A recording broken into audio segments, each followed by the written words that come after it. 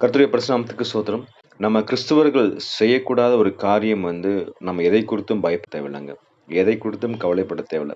ஏன்னா, இந்த உலகத்தை ஆள்கின்றவர் சர்வ வல்லமையுள்ள தேவன்.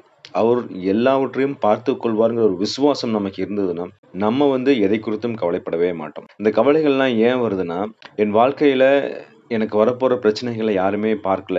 இந்த பிரச்சனையிலிருந்து என்ன மீட்டுக் கொள்றது யாருமே இல்ல. அப்படிங்கிற ஒரு பயம் வந்தா தான் என்ன ஆகும்னா, நம்ம அந்த கவலைகளும் நடுவுல நம்ம போவோம். ஆனா நம்ம கடவுள் நமக்கு வேதாகமத்த குடுத்திருக்கிறாரு. வேதத்துல நெறைய சத்தியங்கள் இருக்கு. அந்த வேதத்த நம்ம தியானிக்கும்போது என்ன ஆகுதுன்னா, நம்ம தேவனை குறித்து நம்ம அறிந்து கொள்ள முடியும். கடவுள் எப்படிப்பட்டவர்? கடவுள் எதற்காக இந்த உலகத்த படைத்தார்? நமக்காக என்ன செய்தார்? முக்கியமா இயேசு கிறிஸ்துல தன் ஒரே பேரான குமாரனை நமக்காக பலியாக கொடுத்தார். எதற்காகன்னா, நம்மள கொள்ளை பொருளாய் மீட்டுக் கொள்கிறதுக்காக. நம்ம பாவத்துல விழுந்தனால, நமக்கு ஒரே ஒரு இடம் தாங்க. அது ஹெல் தான். அது நரகம் தான். ஆனா கடவுள் இயேசு கிறிஸ்துவ நமக்கு அனுப்பிச்சு, அவருடைய இரத்தத்தின் மூலியமாக, அவருடைய உயிர்த்தெழுதலின் மூலியமாக நமக்கு பரம ஈவை குடுத்திருக்கிறார். அதனால நம்ம எதை குறித்தும் கவலைப்பட தேவையில்லைங்க. எப்ப நம்ம கவலைப்படணும்னா, நம்ம கடவுள பத்தி தெரியாம இருந்தா தான். ஏன்னா ஒரு பிள்ளை இருக்கு. அந்த பிள்ளைய நீங்க பார்த்தீங்கன்னா, ஒரு அப்பா அழகா தூக்கி மேல போட்டு கேட்ச் பண்ணி விளையாடுவார். அந்த பிள்ளைக்கு பார்த்தீங்கன்னா, அவங்க அப்பா கீழ விட்டுருவாருங்கிற அந்த பயமே இருக்காது. சிரிச்சு, சிரிச்சு என்ன பண்ணும், மேல மேல போயிட்டு வரும். அதே மாரி தான் நம்ம வாழ்க்கையில நம்ம வனாந்தரமான பாதையில போகும்போது, நமக்கு எந்த பிரச்சனைகள் வந்தாலும், நம்ம எதை குறித்தும் கவலைப்பட தேவையில்லைங்க.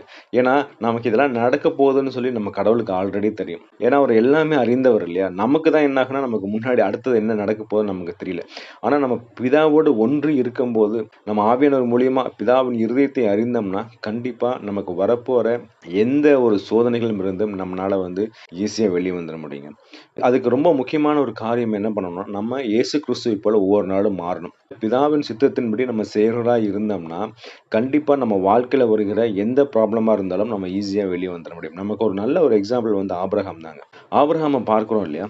ஆபிரகாம் கிட்டத்தட்ட 100 வயசுல ஐசேக்க தேவன் கொடுக்கிறார். 100 வயசுல ஒருத்தர் குழந்தை பெத்துக்கிறாருன்னா, அவருடைய 75 வருடங்கள் குழந்தைகளுக்காக அவர் வெயிட் பண்ணிட்டு இருப்பார். எவ்வளவு காலம் அவர் வெயிட் பண்ணியிருப்பாரு பார்த்தீங்களா? சுத்தி இருக்கிற மக்கள்லாம் எவ்வளோ கேலி பண்ணியிருப்பாங்க.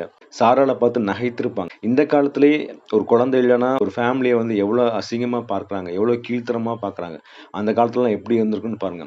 அதன் மத்தியிலும் கடவுள் கூப்பிட்டாருங்கிற ஒரே ஒரு காரணத்துக்காக, அவர் சொந்த ஊர விட்டு, இன, ஜன, பந்து எல்லாத்தையும் விட்டுட்டு தேவனுக்காக வந்தாருங்க. அவர் கடைசி வரைக்கும் தேவன் கைவிடவே இல்ல. 100 வயசுல குழந்தைய குடுக்குறாரு. குழந்தைய குடுத்த உடனே அவர் என்ன பண்றாரு? ஐசக் எனக்காக குடுன்னு கடவுள் கேட்கிறார். அதுல தான் ஆபிரகாம் நிக்கிறார். ஏன்னா ஆபிரகாம் பிதாவ பத்தி நன்றாக அறிந்தவர். அழகா நீங்க கொலோசியர்ல நீங்க பார்க்கும்போது, கொலோசியர்